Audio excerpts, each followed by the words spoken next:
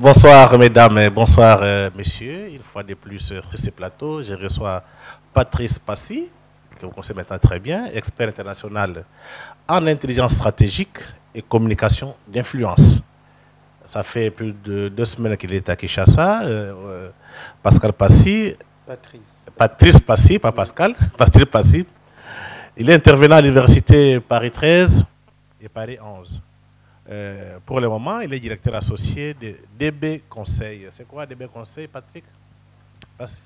D, c'est du diagnostic, B, business, du diagnostic au business.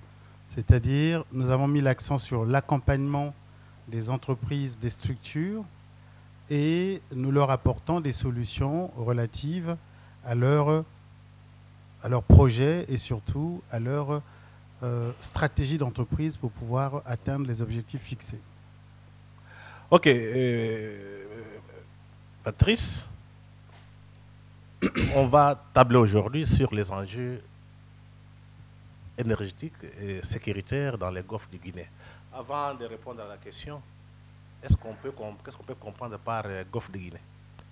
Le golfe de Guinée, c'est une zone maritime, géographique aussi, et même avec un grand plateau continental, c'est-à-dire sous la mer, qui part du Nigeria pratiquement jusqu'au Gabon, mais qu'on élargit jusqu'en Angola actuellement.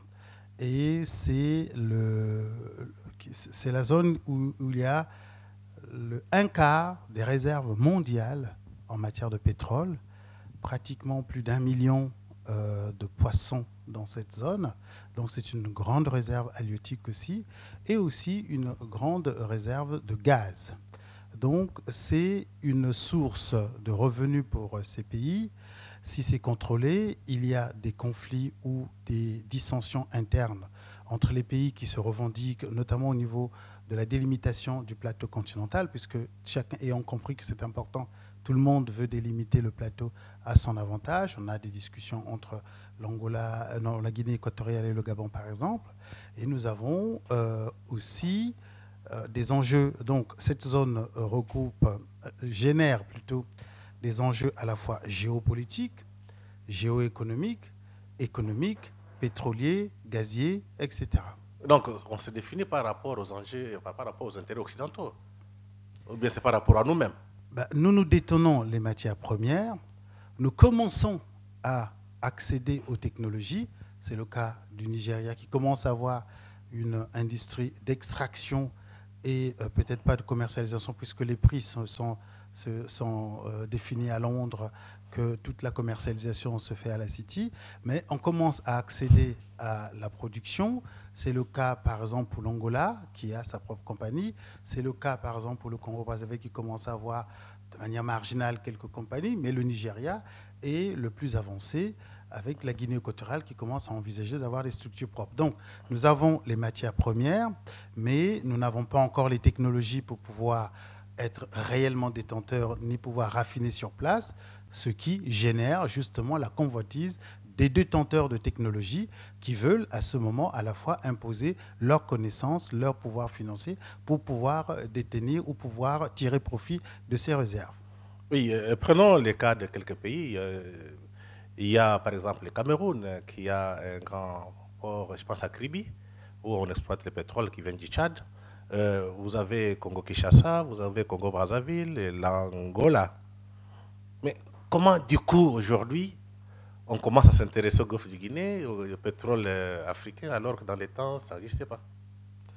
Ah si, on s'est toujours intéressé au pétrole africain. Sauf que ce qui a changé maintenant, c'est la circulation de l'information.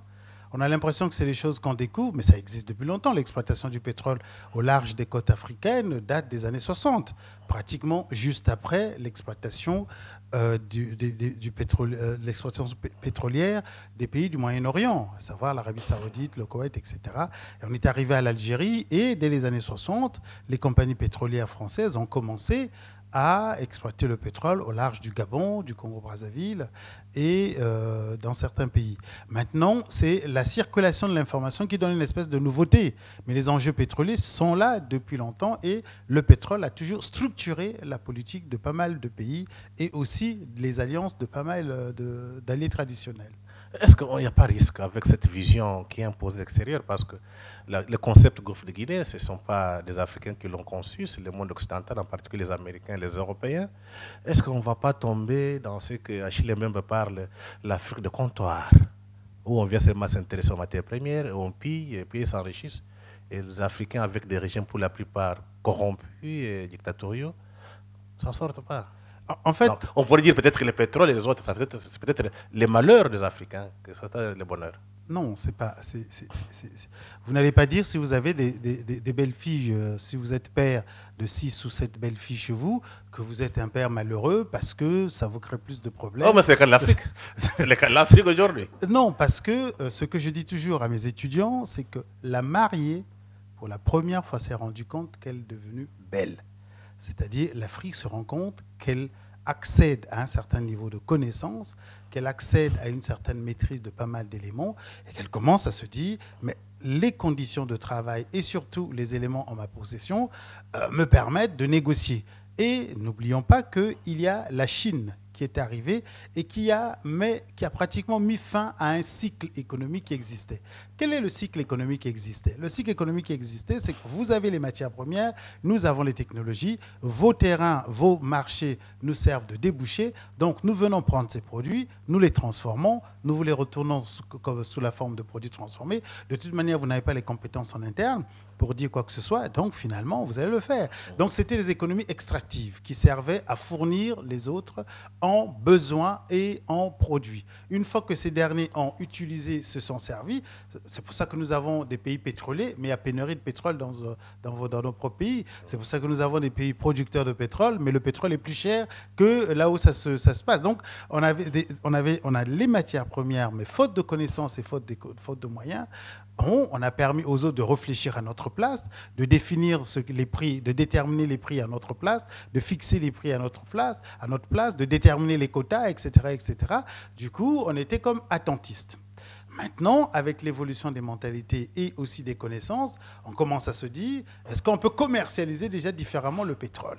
Donc, il y a des pays qui commencent déjà à récupérer la partie commercialisation, même si la détermination de prix se fait toujours en dehors. Mais c'est un processus. C'est un processus, il ne faut pas s'attendre à ce que les choses changent maintenant. Mais moi, je suis confiant que le processus de réappropriation des technologies ou le processus d'accès à certaines technologies et de réappropriation, si on ne peut pas se réapproprier, mais au moins d'un début de contrôle, d'un début de connaissance de gestion de ces produits commence. Et il faut accorder à la nation, à l'État, le temps nécessaire pour maîtriser, parce qu'un ingénieur, c'est entre 8 et 9 ans de formation. Ça ne se fait pas comme ça, il faut qu'il apprenne. Et un ingénieur ne suffit pas, il faut un nombre suffisant d'ingénieurs pour pouvoir justement bénéficier d'un levier utile et nécessaire de connaissances pour enclencher un développement. Donc il faut tous ces paramètres qui doivent être réunis, ça prend du temps, nous allons peut-être passer, ceux qui viendront vont justement apporter doucement, lentement, certes pour nous malheureusement, mais nécessaire pour avancer. Mais est-ce que, Patrice, est-ce qu'il n'y a pas un problème du fait que les problèmes en Afrique, bien que vous parlez des enjeux économiques, sécuritaires, c'est politique. La plupart des dirigeants africains qui sont à la tête de leurs États sont parrainés par le monde occidental. Le monde occidental, donc les hommes politiques occidentaux qui travaillent avec ceux qui vendent du pétrole. Est-ce que vous pensez que réellement, tout ce que vous racontez là, ça va aider l'Afrique à s'en sortir de sa misère? Je ne peux pas vous laisser dire que le monde politique africain est parrainé par les Occidentaux. C'est une fausse information. C'est l'impression que ça peut quelquefois nous donner, mais dans le meilleur des mondes, à supposer que vous accédez à la magistrature suprême, ça m'étonnerait que vous acceptiez un dictat quelconque.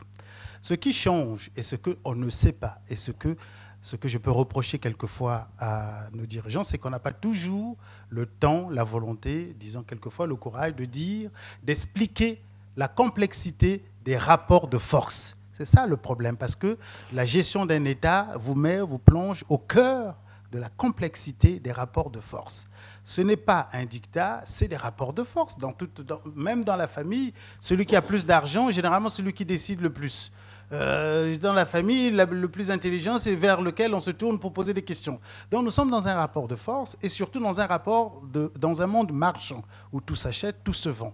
Alors, si vous n'avez pas d'économie, si vous n'avez pas d'argent, si vous avez des difficultés, qu'est-ce que vous faites? Vous êtes obligé quelquefois de faire ce que j'appelle moi, de choisir votre type de domination. Et maintenant, ce qui se passe, c'est que nous sommes passés de la domination subie à une domination choisie, ce qui commence à poser des problèmes. Du coup, ceux qui faisaient subir la domination n'apprécient pas que nous soyons capables de choisir une autre forme de domination. Donc ça crée des conflits, ça crée des menaces, ça crée des difficultés. Il faut savoir que les rapports sont d'une violence que vous n'imaginez pas du tout.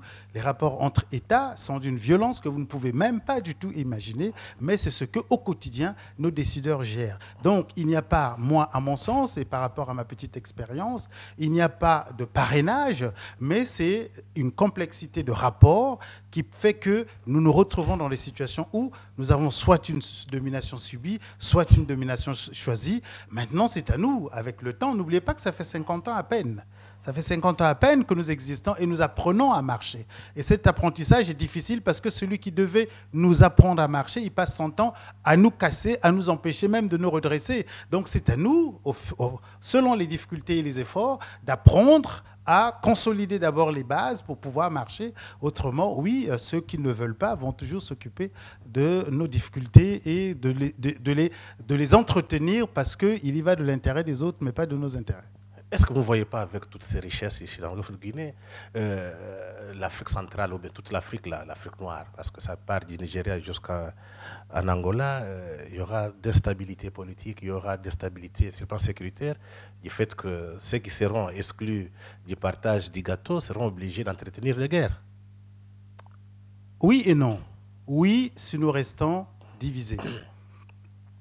Malheureusement, comme dans toute chose, quelquefois la division est entretenue. Oui et non. Oui, si nous restons divisés. Oui, si nous manquons le sens de l'intérêt général.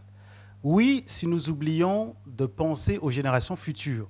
Oui, si nous ne pensons qu'à nos petits intérêts, parce qu'à l'échelle de la nation, c'est des petits intérêts. Oui, si nous nous accrochons à nos petits intérêts, oui, on laisse les portes grandes ouvertes pour toutes sortes de manipulations. Les choses peuvent changer si nous respectons deux choses. D'abord, il faut que le niveau de connaissance générale de la population puisse évoluer. Parce qu'on ne manipule pas un peuple évolué de la même manière qu'on manipule un peuple ignorant. Il faut que le niveau de connaissance puisse évoluer. Pour que le niveau de connaissance puisse évoluer, il faut que les structures de support, de diffusion des informations et les structures de transfert des connaissances puissent exister de telle manière que le peuple accède à la connaissance. C'est grâce à ça que la conscience collective prend une autre forme, une forme plus militante, plus dynamique, permettant aux uns et aux autres de comprendre l'enjeu et surtout d'adhérer à ce qu'on propose. Deuxièmement, il faut consolider la cohésion nationale parce que les autres, pour pouvoir vous atteindre, ils jouent simplement, comme je l'ai dit dans une occurrence, sur vos vulnérabilités qu'ils connaissent bien, qu'ils apprécient bien, sur lesquelles ils jouent selon les intérêts. Donc, la base, le socle de représentation, le socle d'unité doit être travaillé. Pour que ça soit travaillé, il faut qu'on revienne à la préparation, à la présentation d'une idéologie. Il y a un truc qui me fait sourire quelquefois. Il y a des partis politiques qui existent sans idéologie. Si vous n'avez pas d'idéologie, il n'y a pas de cohésion à l'intérieur du parti. Il va y avoir plusieurs courants, plusieurs tentatives, plusieurs volontés, parce que justement, le manque de socle permet à chacun d'espérer, de penser ceci. Ça manque de discipline. L'idéologie permet d'avoir une discipline de pensée, d'action et d'activité. Et ça, si vous n'avez pas, ça pose problème. Et pour avoir une idéologie, il faut que ceux qui réfléchissent n'aient pas faim. Parce que s'ils ont faim, ils vont aller là où il faut manger. Donc, il faut penser à tous les aspects logistiques pour qu'ils, justement, puissent travailler dans le bon. Donc, je disais, pour qu'on puisse faire face à cette situation, il faut de l'unité. L'unité, comment faire l'unité? Moi, on peut critiquer cela, mais je prends souvent l'exemple de l'Union européenne. Sachez qu'en 1945, ils se sont battus avec près de 60 millions ou 45 millions de morts. Mais en 1949, ils se sont dit, on ne va pas continuer comme ça.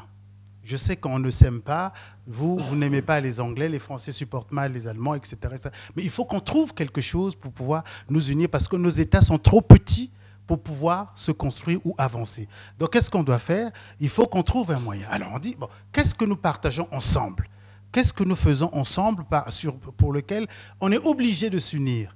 Ah ben, nous avons le charbon. Ah ben oui, vous avez besoin de charbon pour l'électricité. Ah ben moi aussi, moi aussi. Ah ben, créons une union du charbon. Donc on a commencé par s'unir sur le charbon. Après, mais il faut quand même qu'on mange. Oui, c'est vrai. Bon, mais qu'est-ce qu'on fait? Puisque ça, au moins, le manger, c'est utile pour tout le monde, est-ce qu'on ne peut pas s'entendre sur ça? Ah ben non, faisons une politique agricole européenne, communautaire. Donc on a fait une politique sur le lait, sur la, etc., etc. Donc ils sont allés par paliers en se disant, je ne vous aime pas, vous ne m'aimez pas, vous avez ça, moi j'ai mon histoire, qu'est-ce qu'on peut faire ensemble qui fasse qu'on s'unit? Donc ils ont commencé par le charbon, l'acier, la politique agricole, et maintenant ils se disent, bon, nous avons tous besoin d'argent, est-ce qu'on ne peut pas s'entendre sur la monnaie? Donc ils sont arrivés sur la monnaie. Donc il va falloir que nous fassions cet effort-là. Je sais que les dirigeants font cet effort-là, mais il y a encore des pesanteurs qui relèvent du personnel que rarement du collectif qu'il faudrait dépasser. Et quand on est dans ce genre de contexte, il y a une notion cardinale qu'on appelle le dépassement. Si on n'est pas capable de faire un dépassement, ben on bloque toujours sur le périssable et le factuel. Oui, Passy, selon les informations données par toutes les grandes presses, il y a toujours des bateaux militaires américains qui sillonnent un peu les golfs du Guinée. Et on voit très souvent, quand il y a des séminaires, des forums, des symposiums sur le golfe de Guinée, on voit toujours la présence des anciennes puissances coloniales européennes à côté de l'Amérique. Est-ce que réellement cette zone de golfe de Guinée appartient réellement aux Africains? Et deuxième question, pourquoi tant de la part des Occidentaux qui tiennent à tout prix à sécuriser la zone? Je vais vous répondre ça d'une manière détournée. Mais j'espère que les téléspectateurs vont faire attention pour bien comprendre ce que je veux dire. Il y a un pays africain à qui un pays émergent, pour ne pas citer la Chine, a proposé, par exemple, la fourniture de matériel informatique à la haute structure de l'État. D'accord? Donc, on va fournir tout le matériel informatique, de l'ordinateur à Internet, à intranet, etc., etc. Comme d'habitude, le noir qui adore le don, le noir qui adore l'aide, saute au plafond et dit « Ah, voilà les gens qui nous aiment.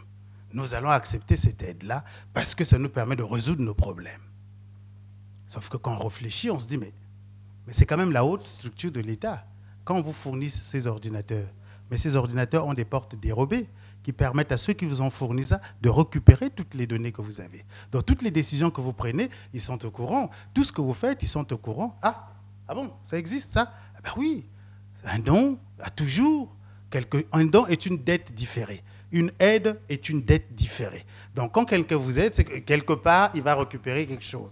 Même dans la vie de tous les jours, quand quelqu'un vous donne $100, vous ne savez peut-être pas parce que vous vous arrêtez juste au billet. Mais lui, il sait pourquoi il vous le donne. Donc, nous n'avons pas intégré, nous oublions quelque chose. Celui qui aide ou celui qui participe, il a une stratégie. Et nous n'avons pas souvent le temps d'analyser ou de comprendre leur stratégie. Parce que c'est comme un flou. On nous embume, on nous enfume, voilà le verbe qu'il convient. On nous enfume avec l'argent ou avec l'aide. Et je ne sais pas pourquoi ce verbe a tendance à empêcher au noir de réfléchir dès qu'il entend le verbe aider. Ça l'empêche de réfléchir. Ça l'empêche de se dire, mais il y a un problème. Non, parce que tout ce qui les concerne, c'est cette culture que nous avons de prendre l'immédiat. Or, l'immédiat n'est que immédiat. On ne peut pas vivre sur l'immédiat. On doit vivre dans une perspective, dans une trajectoire, dans une démarche. Maintenant, quand les Américains ils viennent chez vous, ou bien ils sillonnent le Golfe, ça s'appelle des eaux internationales. Ils ont le droit de circuler où ils veulent. Tant qu'ils ne se rapprochent pas de vos côtes, tant qu'ils ne rentrent pas dans vos eaux, international, vous n'avez rien à dire, ils circulent. Non, mais ils font des manœuvres avec les armées africaines. Ils vous proposent, ils vous disent, si vous voulez acquérir une certaine technicité, un certain niveau d'opérationnalité, venez, d'opérationnalité, venez travailler avec nous et puis on va vous apprendre, on vous propose ceci. Le comble, c'est que on sait que vous n'avez pas d'argent, c'est nous qui allons financer ça. Et tout le monde saute au plafond, ils vont financer ça, avec gloire à Dieu. Mais quand vous acceptez de faire des manœuvres avec eux, vous leur montrez vos méthodes de travail. Et ils vous montrent les leurs, mais ils ne vous montreront jamais l'ensemble, parce qu'il y a des réunions auxquelles vous n'allez pas accéder, ainsi de suite. Donc, c'est à nous de comprendre, mais même quand on le sait, je n'ai jamais compris à ce jour, parce que j'ai beaucoup réfléchi sur les questions stratégiques et sur les rapports à l'autre, je n'ai jamais compris pourquoi le verbe aide empêche aux Noirs de réfléchir, alors que le verbe aide, c'est l'arme de destruction massive de nos volontés, de nos bénéfices, de nos courages, de nos efforts. Alors, donc, quand on vous propose une aide, quand on vous dit nous pouvons organiser nos propres manœuvres, nous pouvons organiser nos propres manœuvres pour maintenir les forces militaires à un certain niveau. Nous pouvons le faire. Il va certes manquer de budget, de volonté ou de je ne sais quoi, mais c'est possible on n'a pas besoin d'eux pour le faire. Maintenant, ça relève pas de leur volonté, mais eux, ils observent, ils se rendent compte que nous pouvons proposer. D'ailleurs, pour éviter qu'il y ait des protestations de votre côté, on va proposer ça à 10 pays. Nous avons le budget nécessaire pour les réunir, et à ce moment, ça devient plusieurs pays, interarmés, etc., etc. Ça permet aux gens de pouvoir avancer. Donc ça, c'est un réel problème. Ce n'est pas à eux. Eux, ils font ce qu'ils peuvent pour maintenir leur intérêt.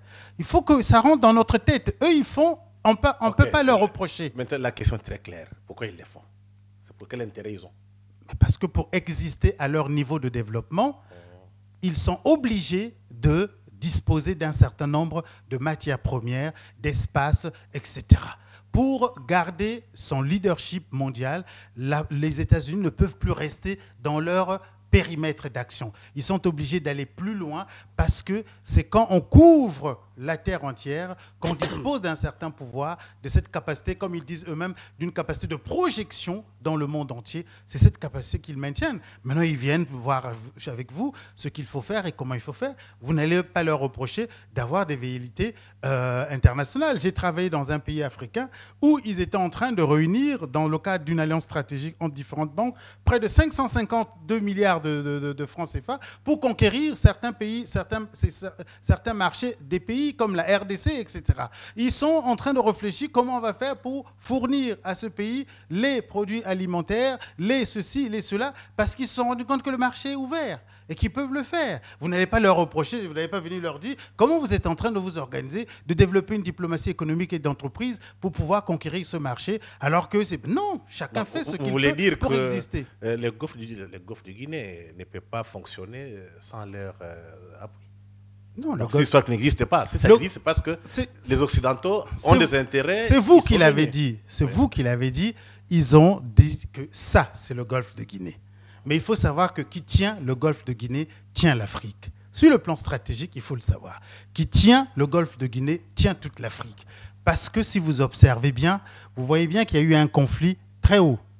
Il y avait d'abord un conflit pas loin de la frontière congolaise, au Soudan. D'accord ? Ensuite, il y a eu un conflit juste à côté, en Libye. D'accord ? Et moi, je dis toujours, à qui le tour ? Parce que ça doit faire comme on soupçonne, ça doit faire une trace, un lien entre le Golfe de Guinée et toute cette partie, parce que c'est la partie la plus utile. Donc, qui tient le Golfe de Guinée, tient toute l'Afrique. Alors, les autres, ils le savent.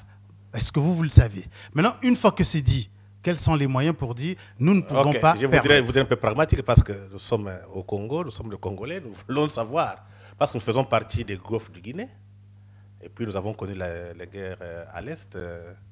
Ça fait une guerre un peu qui ne termine pas jusqu'à aujourd'hui.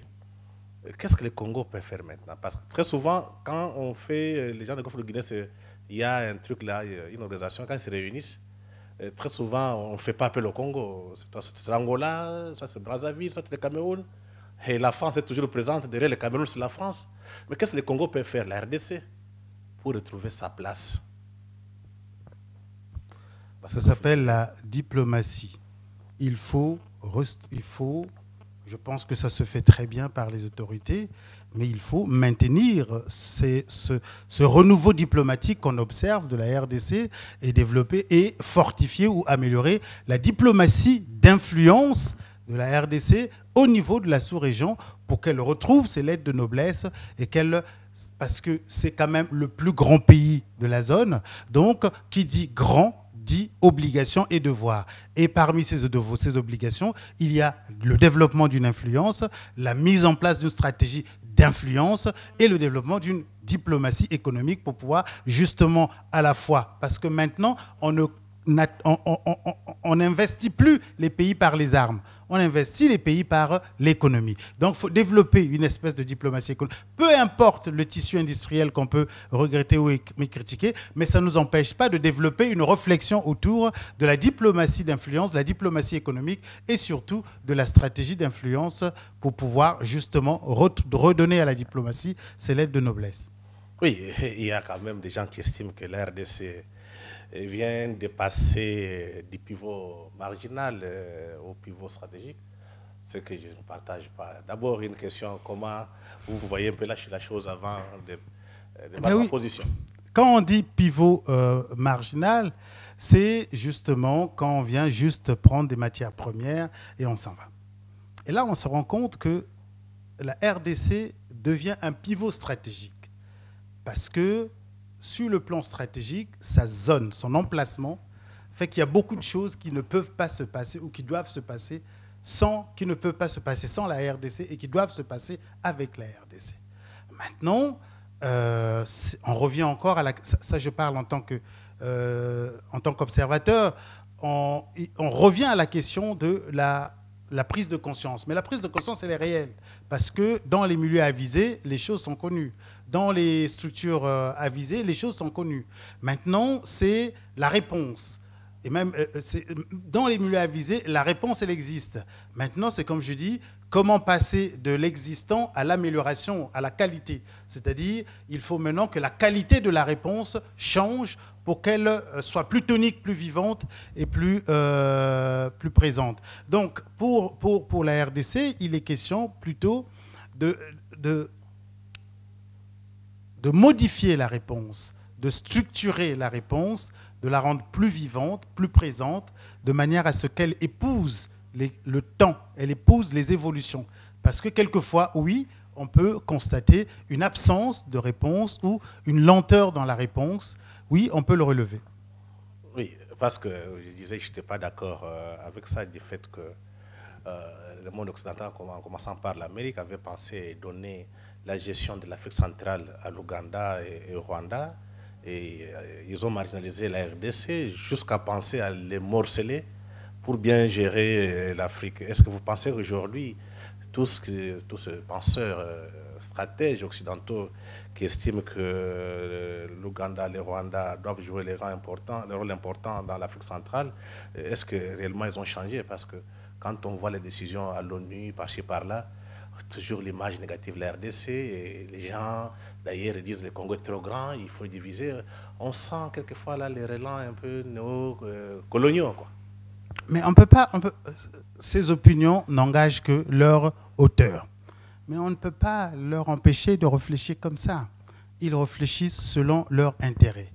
La RDC est une et indivisible. Donc, toute action sur le plan international, sur le plan juridique, n'est pas possible. Il peut y avoir des velléités, il peut y avoir ceci, mais la RDC, selon les accords internationaux et selon même la volonté populaire, est une et indivisible. Donc il est difficile qu'on puisse... Maintenant, vous n'allez pas empêcher un diplomate, dans un élan de je ne sais quoi, de paternalisme, d'idiotie quelquefois, de dire ce genre de choses. Mais... c'est pas possible. Même la communauté, je déteste le terme communauté internationale parce qu'elle n'a de communauté que ses intérêts, mais je dirais que même ceux qui seraient tentés de voir ça savent bien qu'ils vont ouvrir la boîte de Pandore pour laquelle ils n'ont aucun élément. Nous voyons le cas de l'Irak. Vraiment le cas de l'Irak, qui au départ c'était pour gérer le pétrole, on se retrouve avec une explosion du terrorisme pour laquelle on ne souhaitait pas cette explosion. On pensait que les choses allaient se passer comme il faut, mais ce qu'il y a de bien dans les conflits internationaux, c'est leur imprévisibilité. Donc par rapport à ces imprévisibilités, les rapports mondiaux actuels préfèrent que les choses soient carrées. Et on préfère une RDC stable qu'une RDC morcelée et violente. Oui, mais là, ça pose un problème parce que l'Occident qui est aujourd'hui, l'Occident, l'Europe en particulier, l'Amérique sont en faillite, les entreprises ne fonctionnent pas, leur économie est en crise. Vous pensez qu'ils ont besoin de stabilité de l'Afrique ou bien de la RDC pour leurs biens? Ou bien ils ont besoin d'un Congo instable, comme ça ils viennent piller et tuer les Congolais comme ils en ont l'habitude? Est-ce que vous avez besoin que votre voisin se batte tous les jours à gauche autour de vous quand les gens se battent tous les jours? Non. Non, ils sont très loin, ils sont pas à côté. Mais oui, parce que si on se bat dans un quartier, vous risquez de ne pas être fourni en électricité et en aliments. Donc ça, vous n'avez pas trop intérêt. Vous n'avez pas trop intérêt. C'est-à-dire il faut pas oublier que nous sommes passés de la guerre froide où les conflits étaient entretenus du fait de deux idéologies à la guerre économique où la bataille c'est la conquête des territoires parce qu'on a besoin de conquérir un territoire économiquement. Et pour conquérir un territoire économiquement, on a besoin de stabilité. C'est pour ça que la démocratie revient. Mais on nous parle de démocratie et on nous parle de dictateur, on nous parle de respect de ceci, de cela, parce qu'on a besoin de stabilité pour pouvoir mieux gérer les affaires. Parce que nous sommes passés de l'idéologie maintenant à l'économie. Donc la tendance générale actuellement, c'est la recherche de la paix, la stabilité des institutions. Et qui dit stabilité des institutions, c'est respect de la loi, etc. Donc il y a pas mal d'éléments qui entrent en ligne de compte, qui dictent le comportement des partenaires internationaux. En tout cas, M. Passy, merci beaucoup. Nous sommes arrivés à la fin de notre entretien.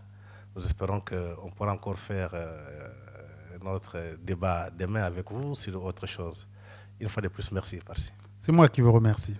Messieurs et mesdames, nous sommes arrivés à la fin de notre entretien. Nous espérons que vous avez suivi ce que M. Passy vient de parler. Si nous faisons ces infos, donc, ces émissions, ce n'est pas pour amuser la galerie, c'est pour que les élites prennent conscience des menaces qui nous guettent et des mutations qui se passent sur le plan international. Il faut lire les signes des temps, tirer les leçons de l'histoire, être du bon côté de l'histoire. Une fois de plus, merci et bonsoir.